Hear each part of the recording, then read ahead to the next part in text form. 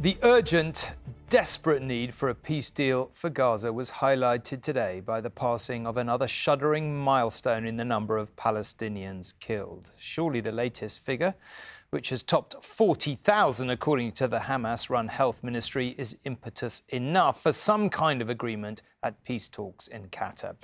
You might think, but Hamas hasn't actually turned up at the talks. Our own Foreign Secretary, David Lammy, is now set to head to the Middle East to try to make sure this already devastating conflict doesn't widen and deepen. And all the while, what passes for life in Gaza and what causes so many deaths continues. School buildings offer no protection at all. They are regularly hit. Even prison buildings are not safe.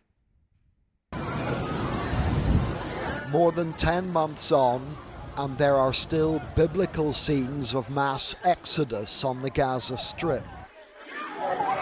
This war has displaced 90% of the enclave's 2.1 million inhabitants, and most of them have had to move several times.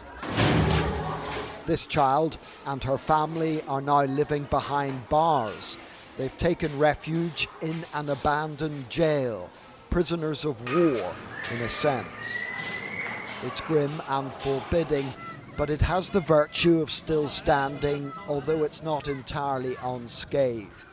Here a child has to get past a cell door that's been blown off.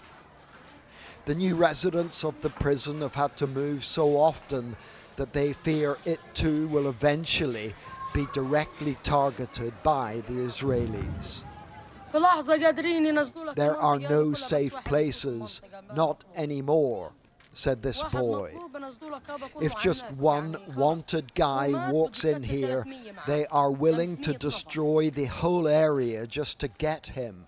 They will bring this place down on people's heads just to kill one person. They are running towards the scene of an airstrike on yet another school. They found a scene of terrible destruction.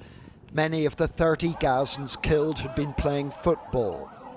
Coincidentally, this attack happened on the same day that a Hezbollah rocket killed 12 children, also playing football near Israel's border with Lebanon.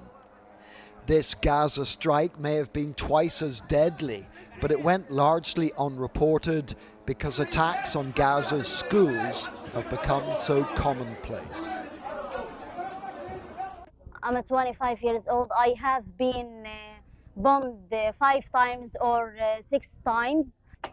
Mesa al-Samouni remembers bombs dropped in previous wars, and now, like thousands of other Gazans, she finds herself living in a school that has been bombed during this war. There was blood everywhere. I saw many dead people in the streets, some without leg or an arm. Over the course of the last month alone, at least 21 schools being used as shelters have been attacked and scores of Palestinians killed, many of them Hamas terrorists, claim the Israelis. It seems there are few sanctuaries left in an open prison that's becoming less habitable by the day and night. John Irvine, News at 10, Tel Aviv. Well, as I mentioned earlier, fresh talks aimed at agreeing some kind of peace deal began in Qatar today, and Emma is is in Beirut actually following them. Emma, I mean, Hamas aren't even at these talks, so is there any realistic chance of anything meaningful being agreed? Well, Hamas aren't actually round the table, but they are present in Doha, and there is a mediation team who are going backwards and forwards between the main negotiating room and the Hamas representatives. So there is a degree of conversation going on, but I understand there are still very significant distances between the two positions, and that's not really surprising. These talks have gone on for quite a significant period of time on and off and haven't really made a huge amount of progress, and given the heat in the situation now, it doesn't seem that they are likely really to change very much. None of the official positions have changed from either Hamas or Israel. There is obviously a huge amount of diplomatic pressure. Both forward-facing and through back channels. We've got David Lammy, the British Foreign Secretary, heading to the region along with his French counterpart in the coming hours. That will be an attempt to try and press Israel to reconsider, to try and think about how they want to proceed and potentially close those big gaps. But it is going to be a very big challenge. And of course, the huge issue is this whole regional war conversation.